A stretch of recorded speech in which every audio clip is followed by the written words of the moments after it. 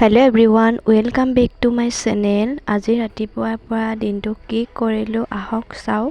প্ৰথমে শুই উঠি পাকঘৰলৈ আহিলোঁ, সকলো কাম বন সামৰি আৰু আহি এগিলাচ কুহুমীয়া গৰম পানীৰে আজিৰ দিনটো আৰম্ভ কৰিছোঁ। আৰু গৰম পানী গিলাচ খাই লৈ উঠাৰ পাছতে এতিয়া বনাবলৈ লৈছোঁ ৰঙা চাহ একাপ। যিহেতুকে ৰাতিপুৱাৰ আৰম্ভণি আমি আজিকালি এগিলাচ কুহুমীয়া গৰম পানীৰ সৈতে কৰোঁ, তাৰ পাছতে চাহ বনাওঁ। আৰু এয়া মোৰ ৰঙা চাহ হৈ গ'ল আৰু এতিয়া চাহখিনি দি ল'লোঁ। দিয়াৰ পাছত আমি চাহ খাই বৈ উঠি অকণমান ল'ৰাক পঢ়াবলৈকে লৈছোঁ। যিহেতুকে আজি ছানডে হয়, স্কুল বন্ধ, গতিকে তাক অলপ পঢ়াই মিলাই ল'লোঁ। আৰু পঢ়াই মিলাই লোৱা হোৱাৰ পাছত এতিয়া কিবা এটা খাবলৈকে আহিলোঁ পাকঘৰলৈ। আৰু একেবাৰে কম সময়তে বনাই থৈ দিয়া এটা ইনগ্ৰিডিয়েণ্টছ আছিলে, সেইটোকে এতিয়া খাম বুলি ভাবিলোঁ।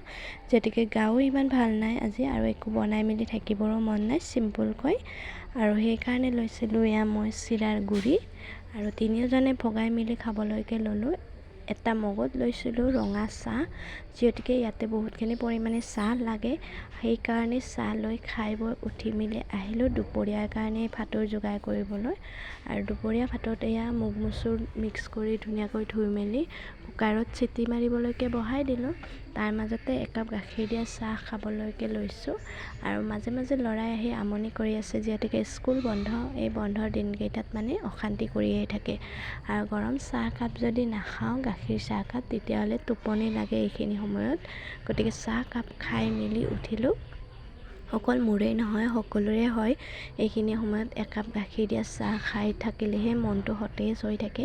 আৰু চাহকাপ খাই লৈ উঠাৰ পাছত এতিয়া মিক্স ভাজি এখন বনাবলৈকে লৈছোঁ। আৰু ইয়াতে লৈছোঁ মই এয়া লেচেৰা সৰু সৰুকৈ কাটি লৈছোঁ, একেবাৰে মিহি মিহিকৈ নহয় বাৰু, অলপ ডাঙৰ ডাঙৰকৈ কাটি লৈছোঁ। তাৰপাছতে এয়া ভাতকেৰেলাও লৈছোঁ, গোটেইখিনি মিক্স কৰি যিহেতুকে বনাম, গতিকে এতিয়া ভাতকেৰেলাখিনিও ধুনীয়াকৈ চাচি মেলি লৈ সৰু সৰুকৈ মিহি মিহিকৈ কাটি দিলোঁ।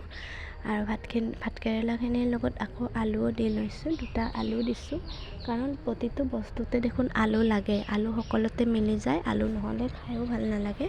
গতিকে মোক লাগিবই আৰু অলপমান এপিচ হ'লেও আলু মোক লাগিবই ভাজিত। গতিকে এয়া ধুনীয়াকৈ মোৰ আলু ভাজিখিনি হৈ গ'ল, মিক্স ভাজিখন কাটি লোৱা। এতিয়া মিক্স ভাজিখনো বনাবলৈকে যোগাৰ কৰিলোঁ। কেৰাহী পাতি দিলোঁ, তেল দি লৈছোঁ। আৰু মোৰ দৰে এনেদৰে কোনে কোনে কৰে বাৰু, ডাঙৰ গেলান এটাত 1 লিটাৰ বা 2 লিটাৰ তেল ভৰাই সৰু সৰুকৈ আধা লিটাৰৰ বটলটোত আধা আধাকৈ ঢালি তেনেকৈ বনাওঁ। যিহেতুকে ডাঙৰ গেলানৰ পৰা দিলে বহুতখিনি তেলেই পৰি যায়। আৰু এতিয়া এয়া ভাজিখন বহাই দিলোঁ, নিমখ হালধি দিলোঁ, দি পেলাই এইখিনি সিজিবলৈকে দিছোঁ। কালাৰটো খুব ধুনীয়া আহিছে আৰু খাবলৈ খুব সোৱাদ লগা হৈছিলে। এখন মিক্স ভাজি, গৰম গৰম মিক্স ভাজিৰ লগত দাইল আৰু ভাত খোৱাৰ মজাকণে একেবাৰে সুকীয়া হয়। আৰু এয়া দেখিছে অকণমান তেলো বেছি হৈছিলে আজি, খাবলৈ কিন্তু কি ক'ম, একদম বহুত টেষ্টি হৈছে। তাৰ মাজতে লৰাই চাইছোঁ ভাজিখিনি হৈছে নে নাই, ধুনীয়াকৈ ভাজিখিনি সিজি গৈছে। আৰু এতিয়া মই ভাতো এফালে বহাই দিলোঁ, ভাতৰ হুইচেল মাৰিলে। এতিয়া ভাবিছোঁ দাইলখিনি একেলগে চিটি মাৰি লওঁ, চিটি মাৰিলে দাইলখিনি, গতিকে চম্ভাৰ দি লওঁ।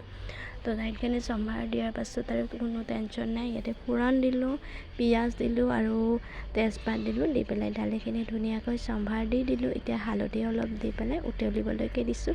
আজিলৈ ভিডিঅ' ইমানখিনিয়ে আছিলে, আকৌ লগ পাম নতুন ভিডিঅ'। কমেণ্টত জনাব ভিডিঅ'টো চাই কেনে লাগিল।